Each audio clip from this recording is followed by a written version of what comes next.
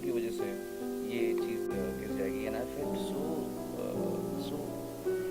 Blessed. मैंने आज भी सोशल नेटवर्किंग साइट्स में लिखा है, my most respectable moment of my life, the most respectable moment of my life release of this song today. तो मेरे लिए बहुत ही अलग सा एक्सपीरियंस है, और इसको मैं एक्साइटमेंट नहीं कह सकता, ये एक सरेंडर वाला नतमस्तक होने वाला।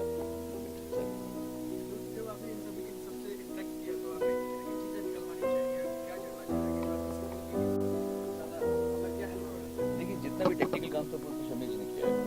इनको ढूंढने से लेकर, इनको स्पॉट करने से लेकर, इनको तैयार करने से लेकर सारा काम इन्होंने किया, बहुत लंबा। मैं तो लास्ट में आया हूँ।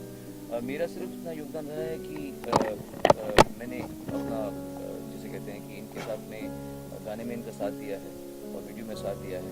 मेरी पहली बार इनसे मुलाकात भी हुई शूट के दौरान में, और इतनी वाइब्रेंट एनर्जी, इतना प्योरिटी सबके नेचर में, इतना एक जैसे बच्चों में एक प्योरिटी होती है, पवित्रता होती है, वैसे ही मुझे इन सबके साथ में इंटरेक्ट करते हुए लगा। और बहुत ही इन द सेंस अकल भी बहुत अच्छी खासी है, सब इंटेलिजेंट है, सब समझदार है, कोई कॉमन सेंस सबकी अच्छी है, और एक लिहाज है, तमीज़ है, वो सब चीज़ों से मुझे लगा। और आखिर इनको भी बहुत टाइम लगा समझने में कि हम लोग कहाँ पे, ये लोग कहाँ पे लेके जा रहे हैं। सो आई एम रियली हैप्पी कि इनको फाइनली इनको वो जगह जो आशीष पाटिल जी ने सोची थी और शिवनी जी ने करके दिखाई, वो जगह इन्होंने देखी कि हमें इन लोगों को यहाँ पे खड़ा करना चाहते हैं। So happy that all finally can बहुत बड़े सब, मतलब एक से उनकी खासियत सामने आ रही है, और ये सब अनग्रूम्ड हालत है। जब इनको ग्रूम किया जाएगा, आप लोग जब और ढंग से ग्रूम करेंगे तो ये लोग क्या बन जाएंगे।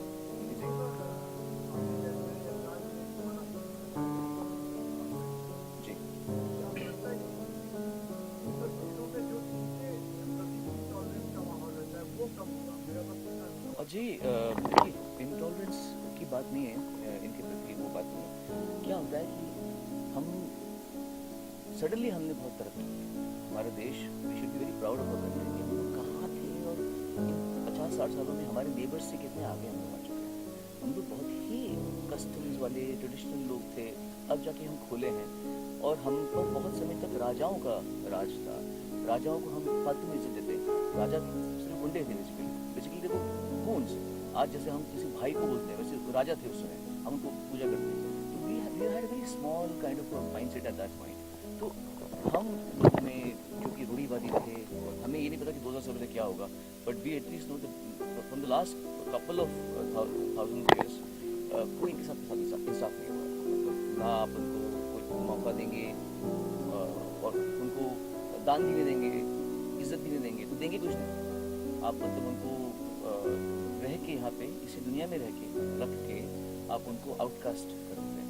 पर ये अभी बदल रहा है, और इसके लिए प्रीच करने से ज़्यादा कि ठीक झंडा लेकर हो जाए, ये नहीं, कुछ काम करो उनके साथ ना। तो हमने इनके साथ में काम किया, we have made them professional partners of this, thanks to basically him and Shabir ji, we made them professional partners. तभी तो आगे बढ़ेंगे। हम सिर्फ झंडा उठाए खड़े रहेंगे कि इनको ठीक करो, उनके लिए ये करो, हम खुद नहीं कुछ करेंगे। क्या पहला कदम खुद लेना पड़ेगा। एजुकेशन इसके बाद में आ जाएगी, आपको पढ़ाएंगे। आशीष सर, आपसे जानना चाहूँगी कैसे आया ये आइडिया, मैंने बिकॉज कई आइडिया हमने देखे हैं, तो वो क्या जी, आई थिंक शुरुआत वैसे ही हुई थी कि एक्चुअली हर कम्युनिटी के लिए कुछ ना कुछ कहीं ना कहीं हर लोगों ने किया है। और हमारा इंटरेक्शन अनफॉर्चुनेटली इस कम्युनिटी के साथ ज़्यादातर ट्रैफिक सिग्नल पर होता है, शादियों में होता है, अच्छे मौक़ों पर होता है, लेकिन ज़्यादातर इन्हें इग्नोर किया गया है। और एक बार मैंने एक बड़ा इंटरेस्टिंग सा इंटरव्यू देखा था, जहाँ पे एक जर्नलिस्ट ने पूछा था कि अब तो आपके हाथ पैर तो ठीक हैं, अच्छा आप काम क्यों नहीं कर लेते। एंड इन्होंने घूम के उन्हें पूछा कि पता है मुझे ये चीज़ करना आता है, मैं यहाँ तक पढ़ी हूँ, तो मैं आपके बच्चे को पढ़ा सकती हूँ, मुझे ट्यूशन देने का मौका दोगे। और वो चुप हो गया। तो ये मुझे बात बहुत मतलब कहीं पे दिल में रह गई थी कि यार ये मतलब बहुत गलत है, और इन्हें मौका क्यों नहीं मिलता। और एक और चीज़ जो हमने सीखी कि जब भी हम अगर कुछ बदलाव लाना चाहें या कुछ मैसेज देना चाहें, अगर हम भाषण देना शुरू करेंगे तो कोई सुनने वाला नहीं है। तो एंटरटेनमेंट के ज़रिए और सबसे प्योर जो मीडियम है मैसेजिंग का जो है म्यूज़िक, संगीत, अगर वो इस्तेमाल करे तो वो मैसेज भाषण ना लगे और अच्छे तरह से दिल को छुए, और वहाँ से शुरुआत बदलाव की हो सकती है। तो वहाँ से शुरुआत हुई, और एक आइडिया ना एक बात है, उसको एक्चुअली कर दिखाना बात अलग है। तब एक और पागल आदमी मेरी लाइफ में आया जो है शमीर। और जैसे का बहुत अच्छी बात शमीर ने कही थी कि वो एक बहुत अच्छी लाइन है, जैसे हम